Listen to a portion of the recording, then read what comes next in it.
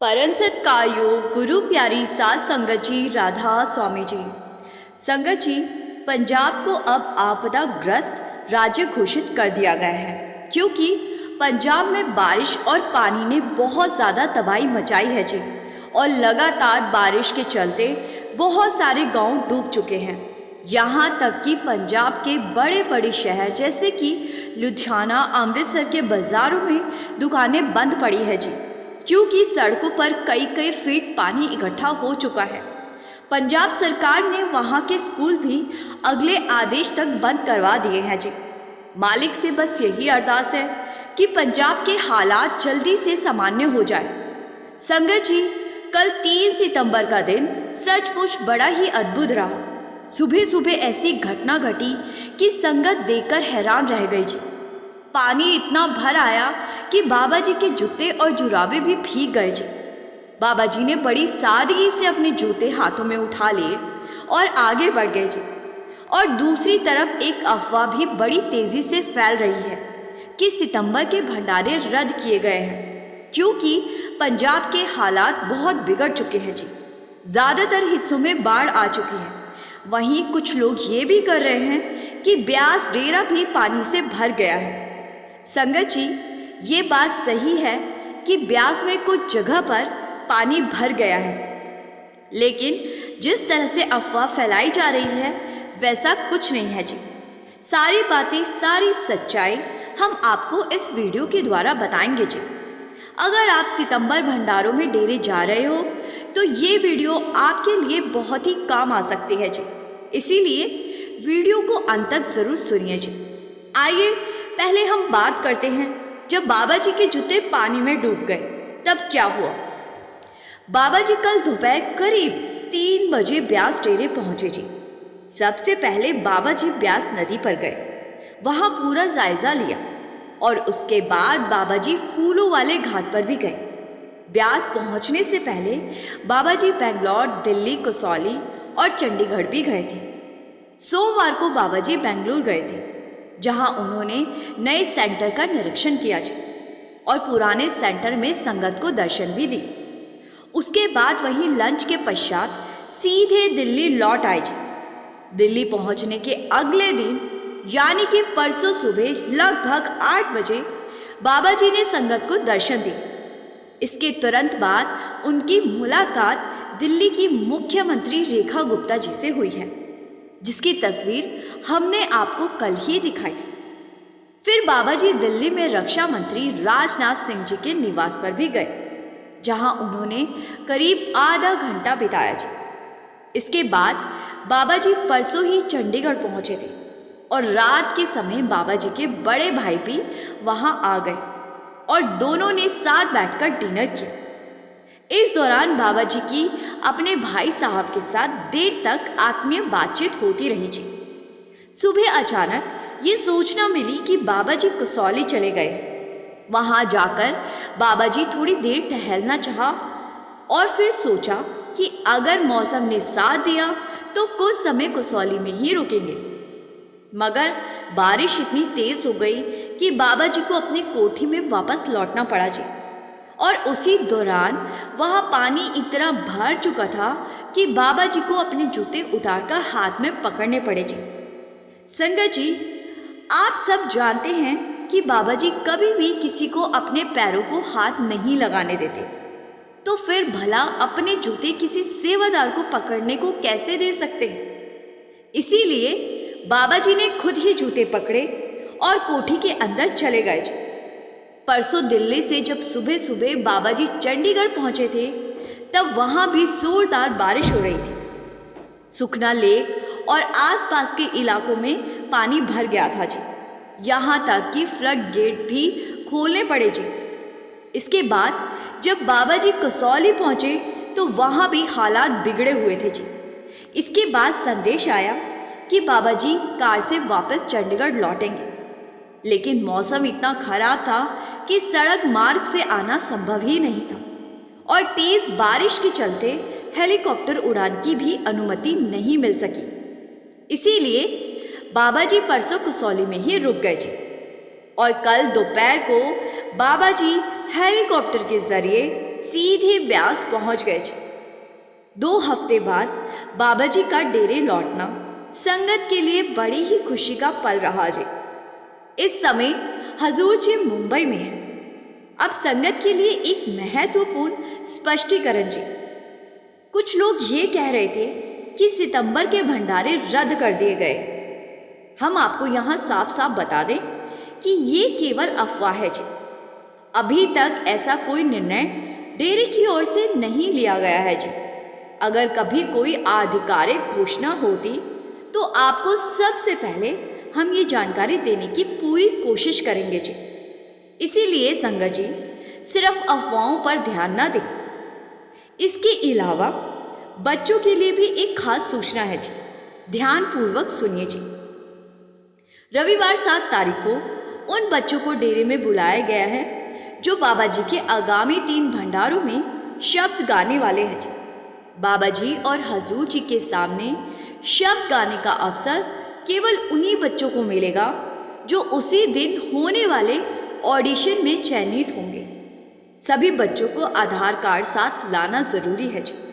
Audition के बाद ये तय कर दिया जाएगा कि किस बच्चे को किस भंडारे और किस सत्संग में ड्यूटी दी जाएगी जी। संगत जी आइए अब आपको डेरा ब्यास के मौजूदा मौसम की जानकारी दे देते हैं जी। इस समय यहाँ लगातार बारिश और बारिश ही हो रही है जी, जिसकी वजह से रात के समय ठंड का भी अनुभव हो रहा है। ऐसे में अगर आप डेरा आने का विचार कर रहे हो जी तो कृपया अपने साथ गर्म कपड़े ज़रूर रखें जी। खास तौर पर बच्चों और बुजुर्गों के लिए ये बहुत ही आवश्यक है जी। इस वक्त पंजाब में गर्मी जैसी कोई बात नहीं है। मौसम तेजी से बदल रहा है जी और हो सके तो छाते और रेनकोट भी साथ लेकर ही डेरे जाए जी। अब सत्संग से जुड़ी सबसे अहम जानकारी जी। आगामी सत्संग ब्यास के मुख्य पंडाल में ही आयोजित किए जाएंगे। सत्संग का समय प्रातः 8:30 का तय किया गया है जी। सितंबर महीने में जो प्रश्नोत्तर कार्यक्रम निर्धारित है उनका समय भी यथावत रहेगा जी। हाँ, अगर भविष्य में किसी प्रकार का बदलाव होता है या कोई सत्संग रद्द होता है तो आपको उसकी सूचना दे दी जाएगी जी। बाबा जी अब ब्यास पहुंच चुके हैं जी।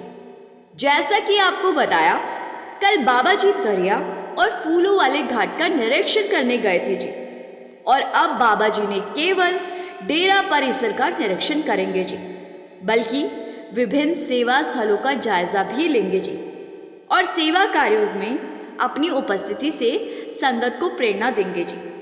संगत को भी लंगर और अन्य सेवाओं में शामिल होने का अवसर मिलेगा जी। डेरे में चल रहे सेवा कार्यों की विस्तृत जानकारी आपको हमारी अगली रिपोर्ट में साझा की जाएगी जी। अब मौसम से जुड़ी वास्तविक स्थिति पर गौर कीजिए जी। कुछ लोग ये मान रहे हैं कि डेरा ब्यास में बाढ़ आ चुकी है या बाढ़ का पानी आ चुका है, लेकिन संगत जी ऐसा बिल्कुल भी नहीं है।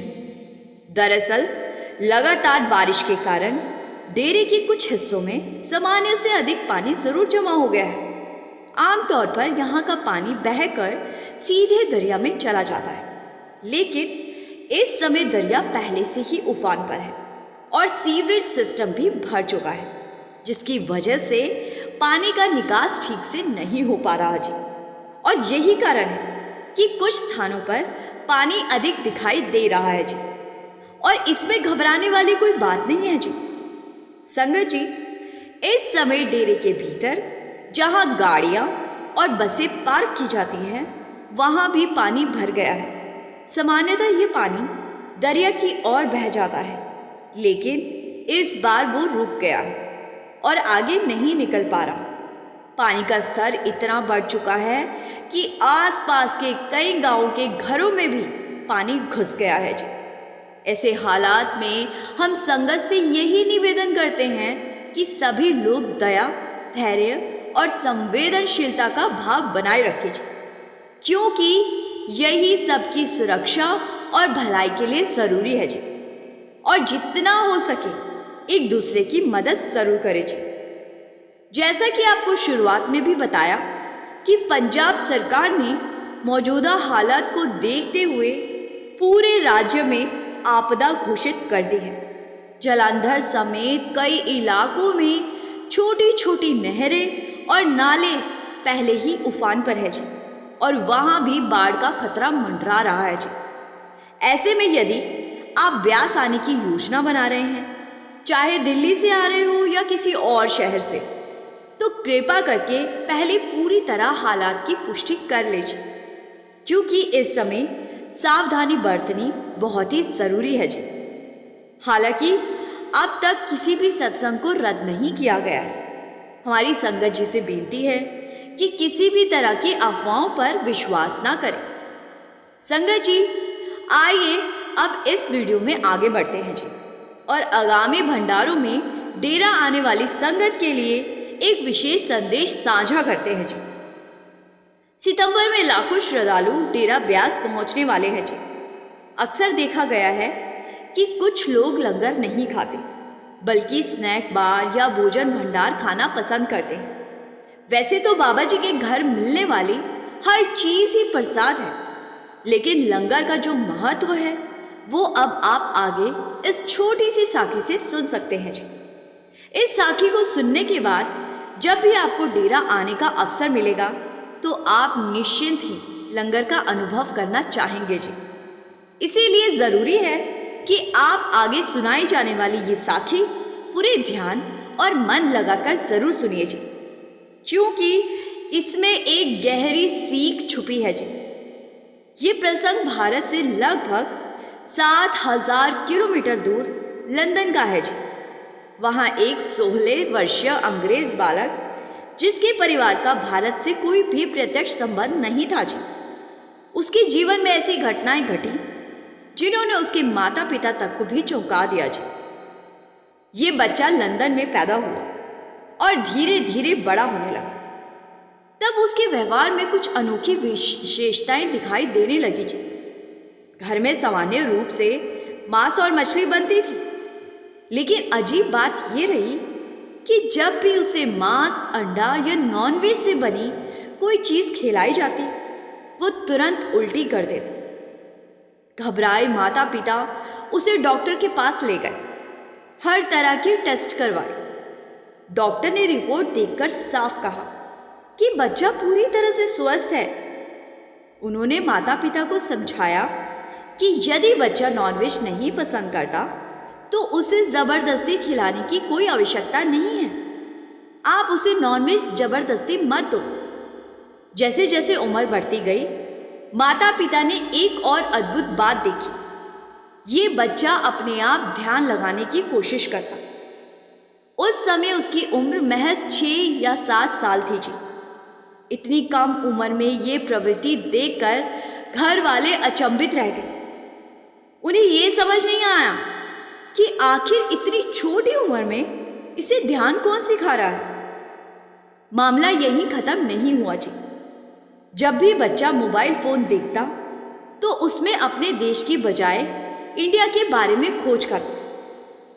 अब ये सब देखकर माता पिता और भी हैरान हो गए, क्योंकि इस परिवार का इंडिया से दूर दूर तक कोई रिश्ता नहीं था जी। धीरे धीरे स्पष्ट होने लगा कि इस बच्चे की गतिविधियां बाकी बच्चों से बिल्कुल अलग थी जी, और यही कारण था कि उसके माता पिता चिंतित रहने लगे। इसके बाद माता पिता ने अपने बेटे को एक अनुभवी काउंसलर के पास ले जाने का निश्चय किया। वहां काउंसलर ने बच्चे से सीधे बातचीत शुरू की और उसकी सोच को समझने की कोशिश की। उसे बड़े ही सहज अंदाज में पूछा, तुम बार बार इंडिया के बारे में ही क्यों खोज करते हो, और ध्यान लगाना तुम्हें किसने सिखाया? उस समय बच्चा मात्र 7 साल का था जी।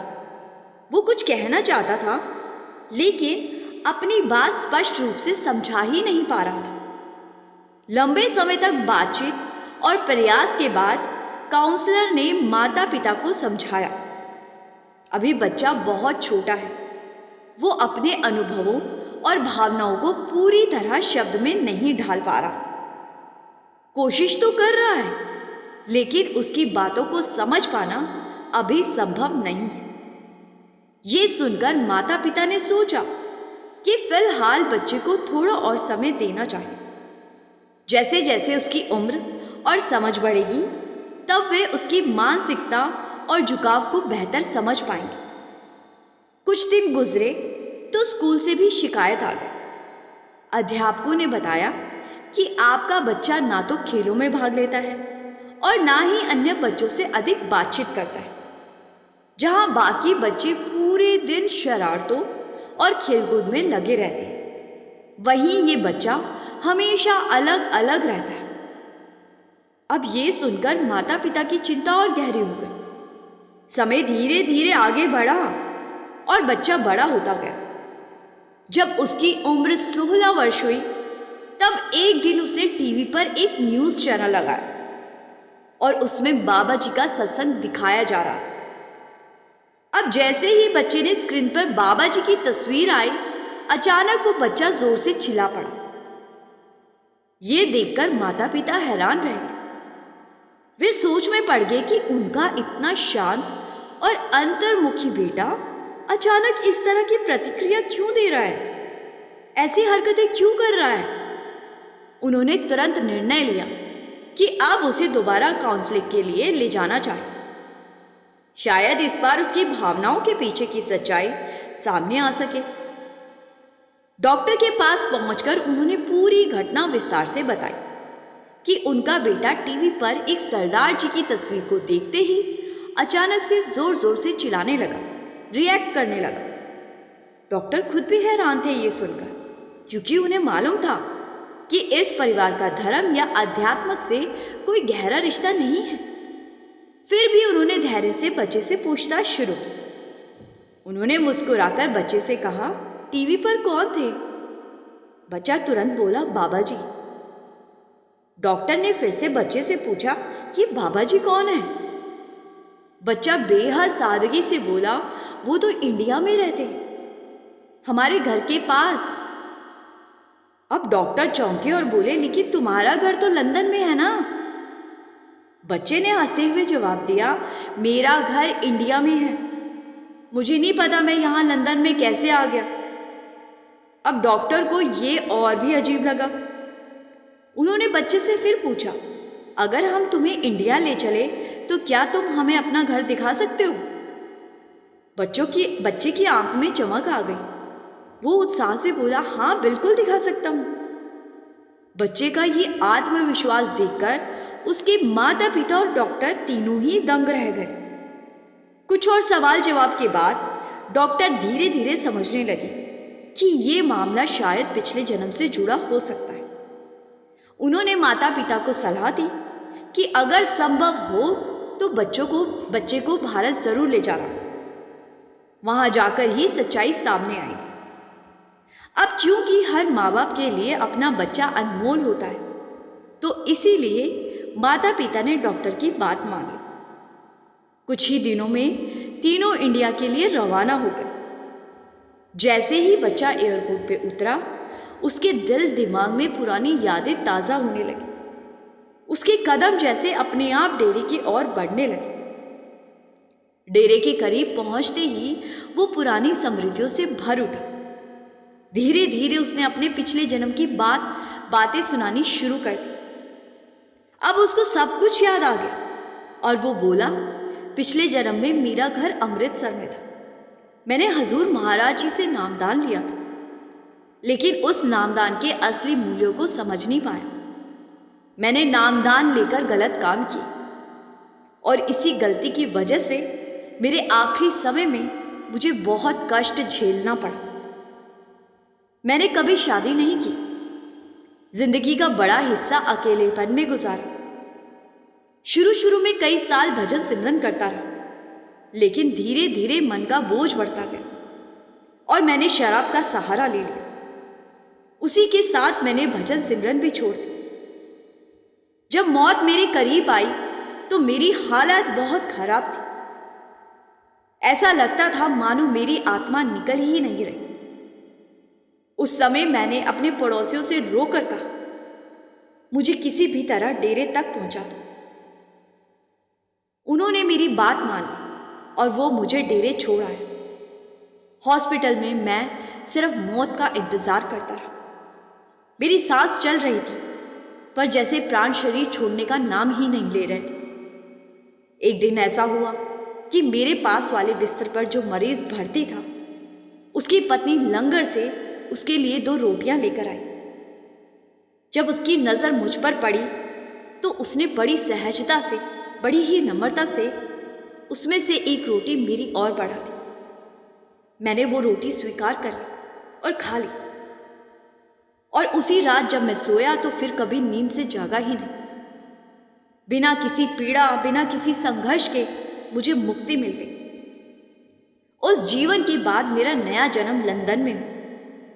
बचपन से ही मुझे डेरा और वहां का वातावरण बार बार दिखाई देता था, लेकिन मैं ये समझ नहीं पाता था कि ये कौन सी जगह है और क्यों बार बार मुझे अपनी तरफ खींचती है। असल में उस लंगर की एक रोटी ने मेरे जीवन का पूरा भाग्य बदल दिया।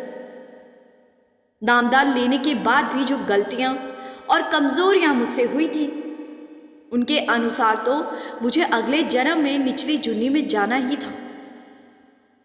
लेकिन उस करुणा से मिली लंगर की एक रोटी ने मुझे उन बंधनों से भी मुक्त कर दिया। फिर भी ये सब केवल बाबा जी की असीम दया थी कि उन्होंने मुझे दोबारा इंसानी जामा बख्शा, इंसान का जन्म दिया, इंसानी जीवन दिया और अपने चरणों में वापस लौटा लिया। ये कहते कहते बच्चा भावुक हो उठा जी। उसकी आंखों से आंसू बह निकले। वो आगे बोला, जिस दिन मैंने टीवी पर बाबा जी को देखा, उसी क्षण मेरे भीतर पिछले जन्म की सारी यादें जैसे जीवित हो गई। ये सुनकर वहां मौजूद सिर्फ बच्चे के माता पिता ही नहीं, बल्कि पूरी संगत भाव विभोर हो गई। हर आंख नम थी, हर आंख में आंसू थे। संगत जी, आज ये बच्चा बड़ा हो चुका है और अक्सर डेरे के दर्शन करने आता जाता रहता है। इसीलिए कहा गया है कि अगर कभी किसी को लंगर की रोटी खाने का अवसर मिले तो उसे खोना नहीं चाहिए। कौन जाता है कि उस एक रोटी से हमारे कौन से भारी कर्म समाप्त हो जाए। डेरे की लंगर की रोटी खाने वाला कभी अकेले नहीं जाता। बाबा जी उसका हाथ पकड़ लेते, चाहे अगला जन्म क्यों ना देना पड़े। वो आत्मा अतः मालिक तक जरूर पहुंचाई जाती है। संगत जी, आपने ये बात जरूर सुनी होगी कि बचपन में बाबा जी डेरा ब्यास में जब लंगर में जाते थे तो एक रोटी जेब में छुपाकर रख लेते थे।